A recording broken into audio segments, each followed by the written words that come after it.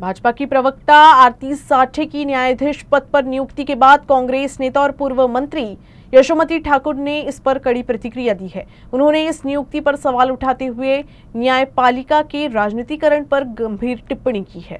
गंमतच आहे ना, ज्युडिशियलायझेशन ऑफ म्हणजे पॉलिटिसायझेशन ऑफ ज्युडिशरी आणि क्रिमिनलायझेशन ऑफ पॉलिटिक्स हे आता महाराष्ट्राच्याच नव्हे तर पूर्ण भारताच्या लोकशाहीचं डेफिनेशन झालेलं आहे।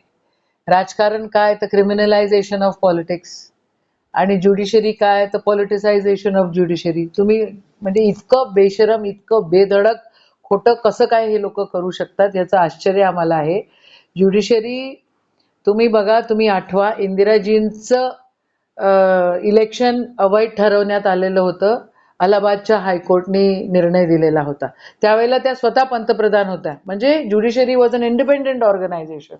आता तर पूर्ण पॉलिटिसायझेशन आहे। आता तर काय अर्थच उरलेला नाहीये कोणत्या गोष्टीला।